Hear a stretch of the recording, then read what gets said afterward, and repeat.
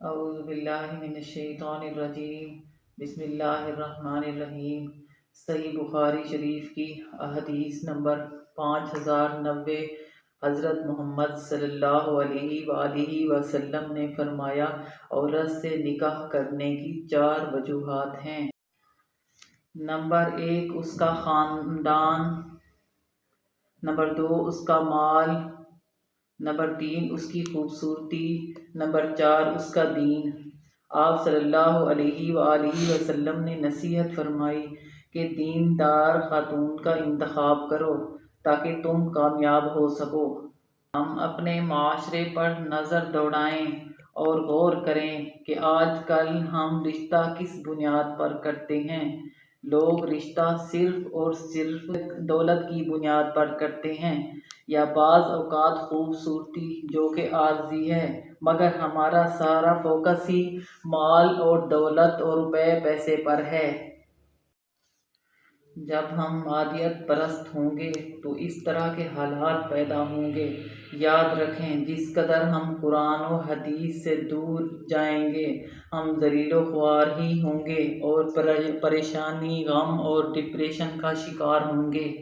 ہمارے پاس مال و دولت تو ہوگی، مگر اصل خوشی اور سکون سے ہم بہت دور ہوں گے۔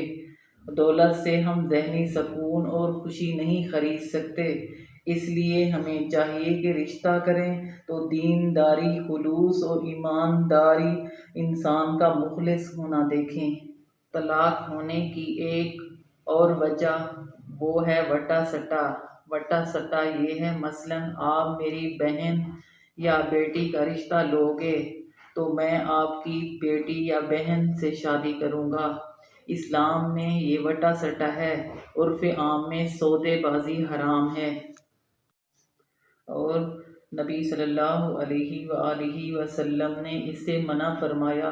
اس کا اصل طریقہ یہ ہے کہ آپ نے کسی سے رشتہ مانگا، وہ طے ہو گیا، مگر مشروط طور پر نہ طے کیا گیا ہو۔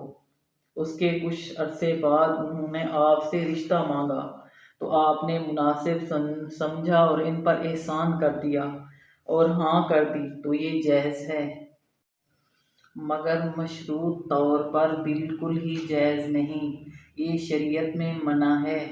جب باطل ناخواستہ ایک جوڑے میں ان بن ہوتی ہے تو اس کا اثر دوسرے جوڑے پر پڑتا ہے، اور انجام ایک گھر کی بجائے دوسرا گھر بھی متاثر ہوتا ہے۔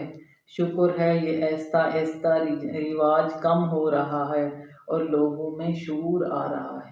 طلاق کی ایک وجہ والدین کے فیصلے ہوتے ہیں۔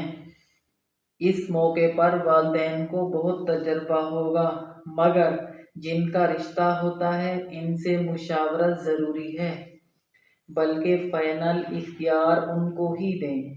اس طرح کم از کم والدین پر کل کو الزام نہیں آئے گا۔ جن کی زندگی، ان کے فیصلے اپنے ہونے چاہیے۔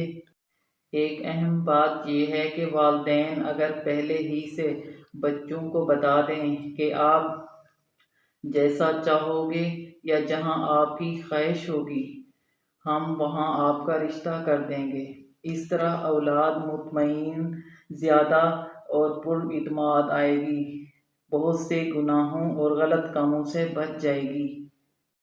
شادی سے پہلے ہونے والے میاں بیوی کو دوسرے فریق کی خامیوں کا ضرور اندازہ ہونا چاہیے، یا جن لوگوں کو پتہ ہے ان کو بتانا چاہیے تاکہ وہ ان کی خامیوں سمیت قبول کریں۔